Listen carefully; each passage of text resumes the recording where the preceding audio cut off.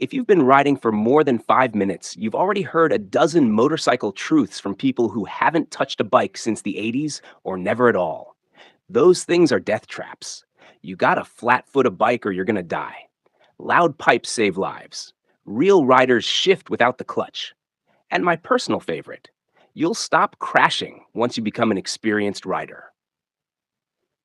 Yeah, no. What's up, everyone? Matthew here from Autozium, and today we're going to destroy 7 of the biggest motorcycle myths that riders still believe. And these myths get more people hurt than anything else.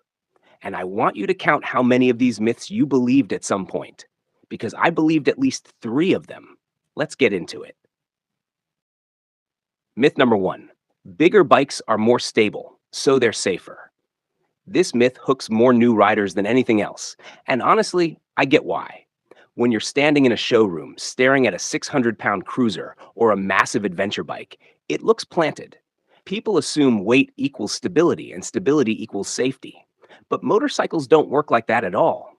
A heavier bike doesn't balance you. You balance the bike. And big bikes give you way less margin for error. At slow speeds, where beginners struggle most, all that extra weight becomes your enemy. A slight wobble becomes a fight. A wide turn becomes a wrestling match. A stall at a stoplight suddenly feels like a gym workout.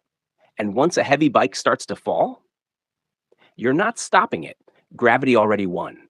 Meanwhile, smaller and lighter bikes respond instantly. They're easier to correct, easier to stabilize, and way less tiring. You learn clutch control faster. You learn balance faster. You learn body position faster. Everything about them encourages skill instead of fear. The truth is this: stability comes from technique, not tonnage. Countersteering keeps you stable at speed. Clutch control keeps you stable at low speed. Your eyes and head movement keep you stable in corners. Your posture keeps you planted while braking. A rider on a 300cc who knows what they're doing will always be more stable and safer than a new rider clinging to a giant machine they can barely maneuver. If you want to grow, choose a bike that helps you build skill, not a bike that forces you to compensate for its weight. Ride what helps you improve, not what impresses people at a parking lot. Myth number 2: loud pipes save lives. Let's be honest. People love this myth because it feels true. A loud bike feels like a warning system. You feel heard, you feel noticed, like your exhaust is punching holes in traffic awareness. But sound doesn't work the way most riders think. The majority of exhaust noise travels behind the bike, not in front. And guess where the threat usually is? In front. The car waiting to pull out. The distracted driver inching into your lane. The driver on their phone who hasn't looked up in 2 intersections. Those people don't hear you until you're already beside them, which is the point where hearing you does absolutely nothing.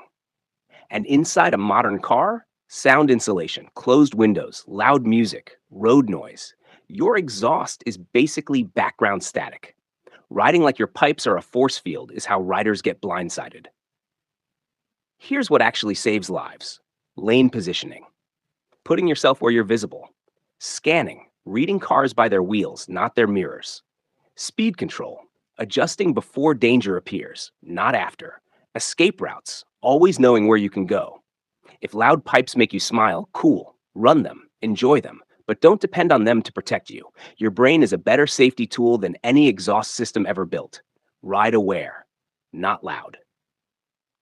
Myth number 3: you should always flat foot your bike. This myth has talked more riders out of the right bike than anything else.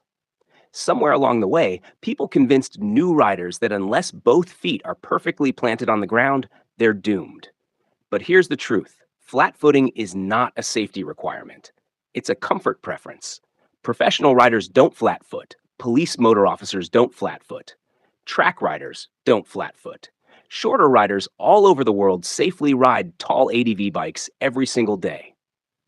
Why? Because balance comes from technique, not inseam. You only need one solid foot down, the power foot, with the opposite foot on the brake. That gives you stability, control, and braking ability at the same time. Once moving, the bike balances itself. Your feet are no longer part of the equation. Tall bikes can actually be safer for some riders because they offer better visibility, better suspension travel, and better handling on rough roads. What matters more than touching the ground? Can you control the clutch smoothly? Can you balance at low speeds without panic? Can you start and stop without wobbling? Does the bike fit your riding style and skill level? If the answer is yes, then your toes touching or your heels dangling doesn't matter. Don't let seat height dictate your entire riding life. Choose the bike that fits your goals, not your inseam. Myth number 4: using the front brake is dangerous. This is one of the most harmful myths in motorcycling because it scares riders away from the one tool that can actually save them in an emergency. The front brake is not dangerous. Misusing the front brake is dangerous. Your front brake provides the majority of your stopping power, usually around 70 to 90%. When you brake, the weight shifts forward, loading the front tire and giving it more grip. That's why proper front brake control feels stable, predictable, and strong. The only time riders get into trouble is when they grab it suddenly or aggressively. A panicked fistful of front brake will always feel sketchy because you're shocking the suspension, shocking the tire, and shocking your balance. Smooth, progressive squeezing, that's how the pros do it. That's how police riders do it. That's how MSF and advanced courses teach it. And here's the part nobody talks about. Good front brake control actually makes you a better cornerer. It helps you slow precisely. It keeps the bike planted. It gives you stability entering and adjusting mid-corner. It teaches you feel and finesse. If you avoid your front brake, you're handicapping your own ability to handle the road. If you embrace it, you unlock a level of control most riders never reach. Respect the brake. Don't fear it. It's the tool that keeps you alive. Myth number 5: experienced riders don't crash. If there's one myth that needs to disappear permanently, it's this one. People love believing that once you hit a certain number of years or miles, you magically reach some level of motorcycle enlightenment where crashes just stop happening. As if experience turns you into Neo from the Matrix, dodging cars, predicting disasters, and bending physics with your mind. But here's the truth that every honest veteran rider will admit: experience reduces risk, it doesn't erase it. In fact, many crashes happen to riders with years under their belt. Not because they're bad riders, but because humans get comfortable. Comfort becomes routine. Routine becomes autopilot. Autopilot becomes complacency. And motorcycles absolutely punish complacency. An experienced rider who hasn't practiced emergency braking in 5 years is actually less capable in a panic stop than a beginner who just practiced it last weekend. A veteran who rides the same roads daily can become blind to danger because everything feels predictable. Familiar roads can trick you into believing you'll always know what's coming next. A lot of experienced riders stop doing the things that kept them safe in the first place: scanning, practicing, staying mentally sharp, respecting conditions, checking blind spots, adjusting following distance. Skill fades when you don't use it. Technique dulls over time. Muscle memory softens. And the road doesn't care whether you've been riding for 1 month or 20 years. The riders who stay safe long term aren't the ones with the most years. They're the ones who stay students forever. They practice parking lot drills. They refresh their braking skills. They stay humble enough to keep learning. Experience helps you survive. Humility makes you unstoppable. Myth number 6: you should lean with the bike at all times. Here's a myth that sneaks up on almost every new rider because it sounds logical. The bike leans, so you lean with it. End of story. Right? Not even close. Leaning isn't a one-size-fits-all technique. What your body does depends entirely on the type of riding you're doing: your speed, your corner radius, your traction, and your bike geometry. In other words, leaning is context dependent, and that's the part most riders never learn. At slow speeds, U-turns, parking lots, tight figure eights, leaning with the bike is actually the worst thing you can do. You need to counterweight. Keep your upper body upright while letting the motorcycle lean beneath you. This stabilizes the bike and keeps your center of gravity where you want it. Leaning with the bike during slow speed maneuvering just makes everything tip over faster. At medium speeds on the street, normal corners, roundabouts, twisties, you use a mild form of body shift. Nothing exaggerated, just lowering your inside shoulder and moving a bit off center so the bike doesn't have to lean as far. This reduces risk, increases traction, and calms the bike down.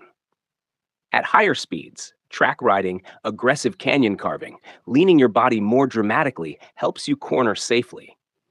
But most street riders never need full race posture. And here's the important bit: you never, ever want your body position to force the bike into a lean it doesn't need. Lean too much at the wrong time, and you destabilize the whole machine. Good body position isn't about copying MotoGP riders, it's about understanding what your bike needs at that exact moment. When you get this right, riding becomes smoother, safer, and 10x more predictable. Leaning isn't a rule, it's a tool, and you use it differently depending on the job. Myth number 7: motorcycles are too dangerous. There's nothing you can do about it. This is the myth that frustrates me more than all the others combined, because it scares people away from riding, and it gives riders an excuse not to get better.